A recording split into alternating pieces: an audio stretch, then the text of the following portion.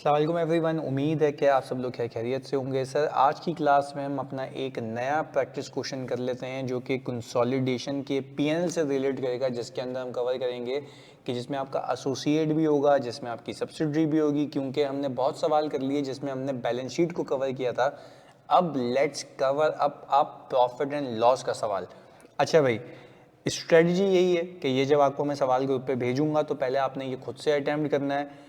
After attempting it आपने फिर solution को देखना है, और सोल्यूशन से नहीं क्लैरिटी आती तो फिर आपने इस वीडियो को देखना है। तो प्लीज़ पहले टाइमर लगा के इसको सॉल्व कीजिएगा और कुल मिला के मैक्सिमम इसको 20 मिनट में सॉल्व करने की कोशिश कीजिएगा। चलिए जी, मैं रीड कर लेता हूँ। इसमें लिखा हुआ है, अक्टूबर 1, 2018 Rose Limited had only one investment and 80% holding in the 20 million rupees 10 ordinary shares, यानी ये जो 20 मिलियन है ये नंबर ऑफ शेयर्स दिए हुए हैं of Mary Limited, which it had acquired on June 1, 2017। अच्छा भाई, ये 2018 की बात कर रहा है, हमने एक्वायर किया था जून 1, 2017 में फॉर रुपीज 700 मिलियन। अच्छा, ये हो गई हमारी सब्सिडरी, यानी सर हम ये कंक्लूड कर सकते हैं कि हमारे पास ये जो ऑल टुगेदर मैरी लिमिटेड है, दिस इज आवर सब्सिडरी, ऐसा ही है। अच्छा भाई, इसके बाद on April 1, 2019 Rose Limited acquired 40%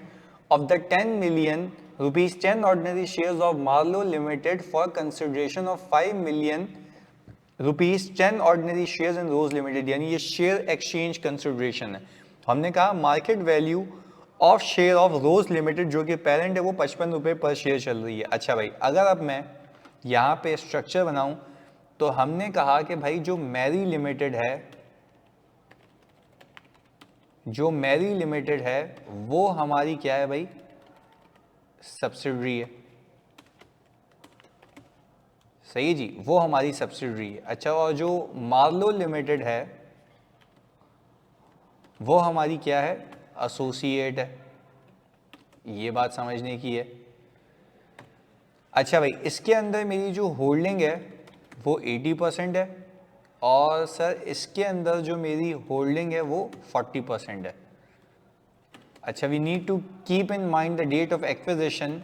ये डेट ऑफ एक्विजिशन हमें दी हुई है सर, जो है जून 1, 2017। हमने कहा जून 1, 2017, और ये कब एक्वायर किए सर, इसकी डेट है अप्रैल 1, 2019। अप्रैल 1, 2019 ये हिसाब किताब है। अच्छा भाई, आगे देखते हैं। यहाँ पे लिख के देता है extracts from the draft individual income statements of 3 companies for the year ended 30 सितंबर 2019, यानी मेरा ईयर एंड है सर 30 सितंबर 2019। तो यहाँ पे भी लिख लेते हैं ईयर एंड इज 30 सितंबर 2019। तो सर अगर मैं समझूं इस बात को तो मेरा ईयर एंड जो शुरू हो रहा होगा वो अक्टूबर 1, 2018 से लेकर 30 सितंबर 2019 तक, ऐसा ही है। अब मैं ऑल टुगेदर इन फिगर्स पे फोकस करूं, इन टाइमलाइन पे फोकस करूं, तो मेरे पास साल के शुरू में जो कि अक्टूबर 1, 2018 है, सब्सिडरी मौजूद थी, और मेरे पास एसोसिएट इस साल खरीदी गई है। तो क्या मैं कह सकता हूं कि सबसे पहले मैं एक अनएडजस्टेड पीएनएल बनाऊंगा। सही है जी, अनएडजस्टेड पीएनएल। अब हम आ जाते हैं अनएडजस्टेड पीएनएल पे। अच्छा, अब मैंने कहा कि भाई मेरे पास कितनी कंपनीज हैं, जो मैरी लिमिटेड है वो तीसरी कंपनी है, यहाँ पे तीसरे साइड पे आ रही है। सही है जी, जो मेरी क्या है भाई, सब्सिडरी है। तो मैंने कहा कि भाई मैं अगर यहाँ पे रेवेन्यू रखूँ तो मैंने कहा 123,600 123,600 में अगर मैं प्लस करूँ सर 65,800। सर आप पूरा बैलेंस प्लस कर रहे हैं? यस, क्योंकि पूरे साल के प्रॉफिट पे मेरा राइट है। ये अनएडजस्टेड पीएनएल बना रहा हूँ मैं। इसके बाद मैंने कॉस्ट ऑफ सेल्स बुक करनी है। मैंने कहा सर कॉस्ट ऑफ सेल्स के लिए 69,600 में आप प्लस कर दें 43,700। यही है जी, ये अमाउंट आ गई हमारे पास 76,100 अनएडजस्टेड ग्रॉस प्रॉफिट। हमने कहा ऑपरेटिंग एक्सपेंसेस जो हमारे पास हैं वो आ रहे हैं सर, ये 27,670 माइनस 27,670 12,600। ये अमाउंट आ गई। अच्छा भाई, इसके बाद आपने कहा इन्वेस्टमेंट इनकम जो आपके पास आ रही है वो है सर 8,200 की, ये भी बात समझ आ गई। अच्छा, जब हमने इन सबको सम किया तो हमारे पास ये आंसर आ गया। अच्छा भाई, इसके बाद आपने कहा इनकम टैक्स एक्सपेंस। जब मैं इनकम टैक्स एक्सपेंस पे आया तो मैंने कहा 7,000 और 2,000 अगर मैं करूं, 7,000 और 2,000 मैंने किया तो ये आंसर आ गया और मेरे पास ये आ गया प्रॉफिट आफ्टर टैक्स। सही जी। और मैंने चेक करना है कि मैंने सम सही किए हैं इंडिविजुअल लेवल पे, तो मैंने क्या किया 27,530 मैं ऐड कर दूं 7,500 तो ये आ गया 35,030, यानी सर इंडिविजुअल लेवल पे मैंने सही किया भाई। ये सर मेरा एक चेक था ताकि गलती तो नहीं हो गई इसमें प्लस करने में। अच्छा भाई, आगे retain earning of the two companies were as follows, यानी बता ये रहा है कि भाई जो हमारी मैरी लिमिटेड है जो कि हमारी सब्सिडरी है, at the date of acquisition, देखिएगा ये कब लिखा हुआ है, डेट दी हुई है जून 1 2017 और जून 1 2017 क्या थी, इसकी एक्विजिशन डेट थी। और रिटेन अर्निंग उस दिन दी हुई थी आपको 4,50,000 रुपए की। सितंबर 30 2019 पे रिटेन अर्निंग दी हुई है, सितंबर 30 मतलब क्लोजिंग रिटेन अर्निंग है। सही जी, तो इस बात को याद रखिएगा। आगे the profit and losses of Mary and Marlow Limited accrued evenly, यानी मंथली बेसिस पे हुआ है। Fair value of all the assets and liabilities of Mary and Marlow Limited at the date of acquisition was same as their carrying amounts with the exception of plant in Mary Limited and building in Marlowe Limited, which had a fair value in excess of its carrying amount by rupees 100 million and 50 million, यानी fair value adjustments दी हुई हैं। तो अगर मैं यहाँ पे goodwill of Mary limited जो के मेरी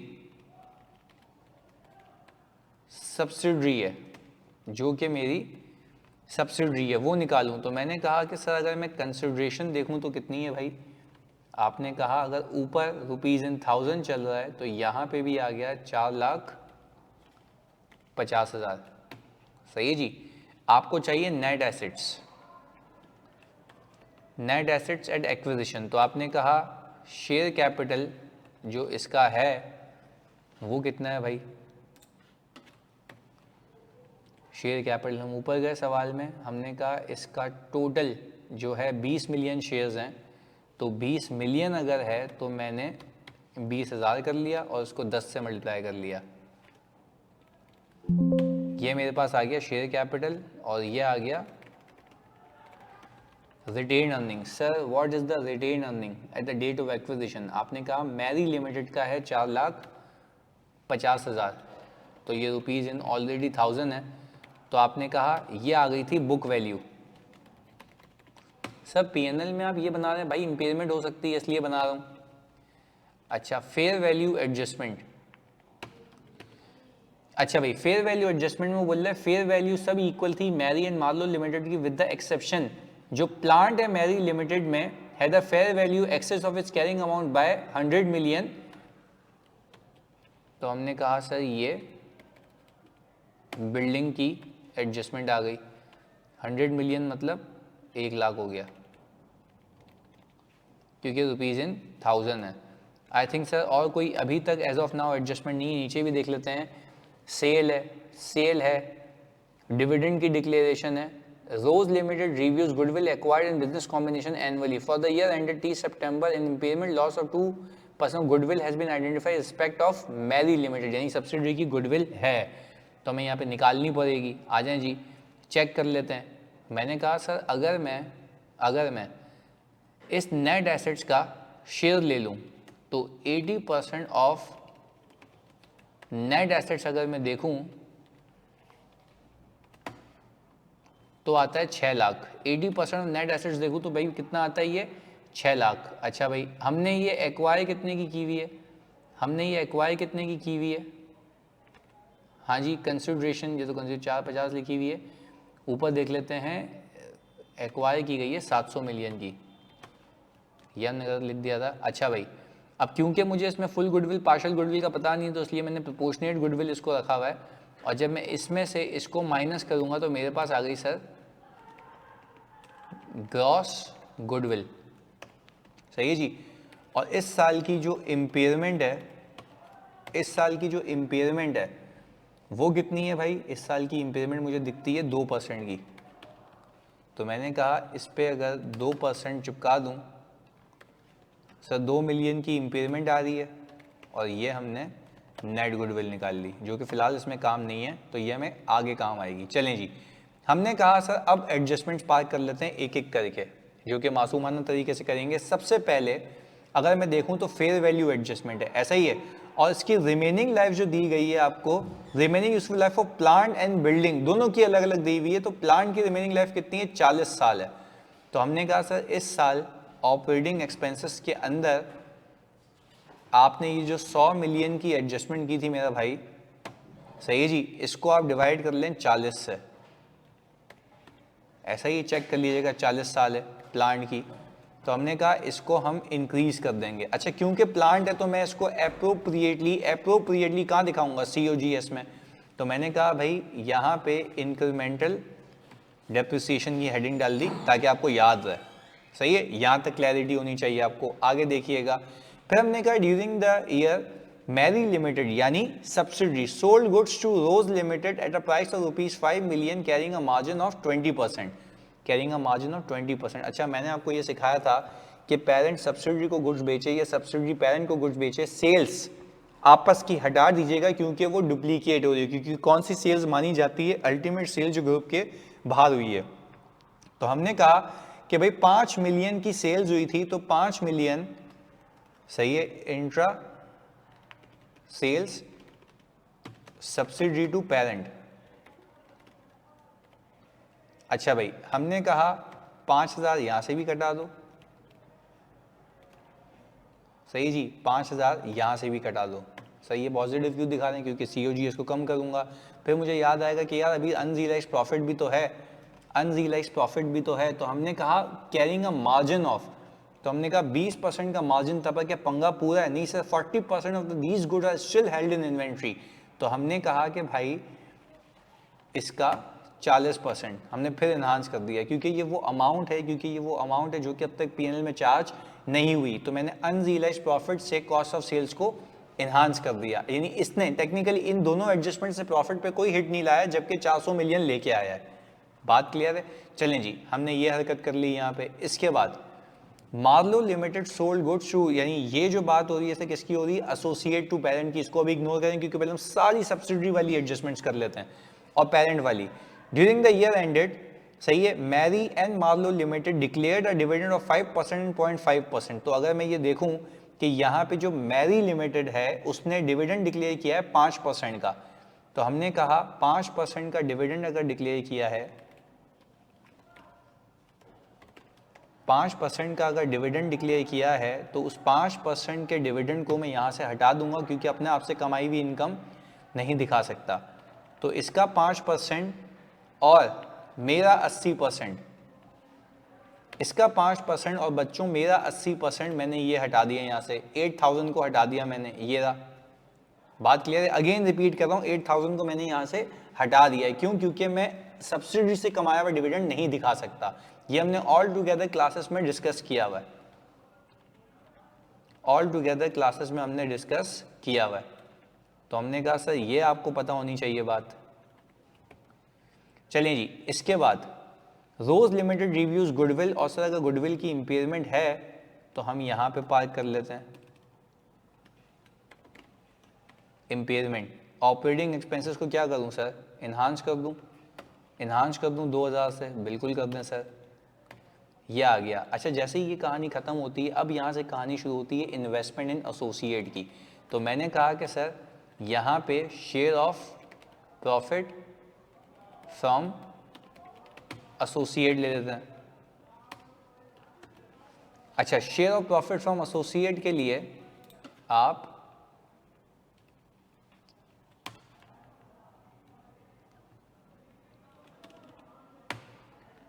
यहाँ पे एडजस्टमेंट पार्क कर लें, सही है जी, यहाँ पे एडजस्टमेंट पार्क कर लें। अच्छा जी, अब मुझे ये पता है कि सामने वाली एसोसिएट के पीएनएल में जो भी आ रहा है उसका मेरा हिस्सा मेरे पीएनएल में आना चाहिए। तो मैंने कहा मैं यहाँ पे share of profit from associate की वर्किंग करूँगा। कहा कि सर अब मैं एडजस्टेड पीएनएल बनाऊँगा, एडजस्टेड पीएनएल। अच्छा, एडजस्टेड पीएनएल में ये आ गया और ये आ गया। आपने कहा ये अमाउंट आ गई ये वाली 73,200 की। अच्छा, मैं ज़रा इसको ये कर लूँ, अब आपको स्क्रीन पे विजिबल होगा ये। अच्छा जी, मैंने कहा कि सर ये वाली अमाउंट हो गई, ये वाली अमाउंट हो गई, इसको हम ज़रा ज़ीरो कर लेते हैं ताकि ये क्लैरिटी से आ जाए। अच्छा, अब मैंने कहा मैंने ये सम कर लिया, मैंने ये सम कर लिया, सर ये हो गया ज़ीरो क्योंकि मेरे पास कोई इन्वेस्टमेंट इनकम नहीं आएगी। अच्छा, मैंने कहा कि सर जब मैं ये अमाउंट करूँगा तो ये अमाउंट आ गई मेरे पास। अच्छा, फिर मैंने कहा share of profit from associate आ गया 500 का। इनकम टैक्स में कोई चेंज नहीं आया, वो ये आ गया। और सर जब मैं टोटल करूँगा सर तो मेरे पास अमाउंट आ गई ये आ गया सर मेरे पास प्रॉफिट आफ्टर टैक्स।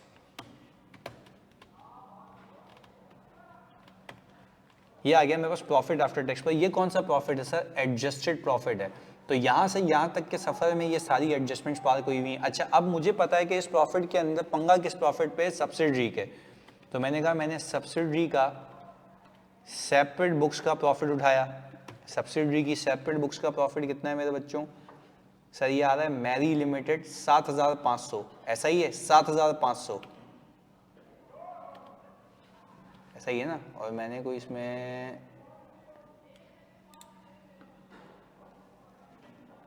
अच्छा ये एक ब्लेंडर मार दिया। ये वाला जो प्रॉफिट है ये वाला मार्लो लिमिटेड का आएगा 3,500 का। ये कर लेते हैं, ये 700 है, ये 1000 है, ये अमाउंट है, ये लॉस है, ये शेयर ऑफ लॉस है। सही है जी, ये हमारे पास है शेयर ऑफ लॉस, ये हमारे पास है शेयर ऑफ लॉस। सही है जी, क्योंकि ये यहाँ पे बुक हो जाएगा। ऐसा ही है, मैंने गलती से ये वाला प्रॉफिट पिक कर लिया था 3,500 वाला। तो आपने क्या करना है भाई एसोसिएट के केस के अंदर, आपने क्या करना है भाई एसोसिएट के केस के अंदर कि आपने जो है ये वाला प्रॉफिट पिक करना है 3,500 का। आपने कहा भाई 3,500 जो है ये हमने ये वाला अमाउंट ले लिया, इसका 40% ये आ गया। अच्छा, क्योंकि इंक्रीमेंटल डेप्रिसिएशन ज़्यादा था तो आपको ये टेक्निकली लॉस हो गया है। सही है जी, आपके हिस्से का वो आपने बुक कर लिया और आपने अपना डिविडेंड रिवर्स कर दिया। अब सेपरेट बुक्स ऑफ सब्सिडरी का प्रॉफिट कितना है भाई? सेपरेट बुक्स ऑफ सब्सिडरी का प्रॉफिट कितना है आपके पास? सेपरेट बुक्स ऑफ सब्सिडरी का प्रॉफिट है 7,500 का। ऐसा ही है, इसमें से आप इंक्रीमेंटल डेप्रिसिएशन को क्या करें? लेस कर दें। ये था इम्पेयरमेंट करेंगे नहीं सर, पार्शियल सब मुझे मिलेगी तो मैं उसको लेस नहीं करूंगा। हाँ, पर अनरियलाइज प्रॉफिट ऑन इन्वेंट्री में लेस कर दूंगा। कितनी है भाई? वो ये रही। अच्छा, और आई थिंक इसके अलावा कोई एडजस्टमेंट नहीं है। जब ये मैंने एडजस्टेड प्रॉफिट निकाला तो इसका 20% NCI है। तो मैंने कहा कि सर इसका जब 20% NCI है तो वो 920 आ रहा है। मैंने ये रखा और बैलेंसिंग फिगर किसको दे दिया जी? बैलेंसिंग फिगर किसको दे दिया जी? पेरेंट एंटिटी को। ये आ गया। तो सर ये हो गया हमारा सोल्यूशन ऑल टुगेदर इसका। तो आई होप आपको ये बात समझ आई होगी कि सर हमें इसको किस तरीके से लेके चलना। तो प्लीज़ आप इसको प्रैक्टिस करें, मैं मज़ीद ऐसे सवाल देता रहूँगा। जज़ाकल्लाह।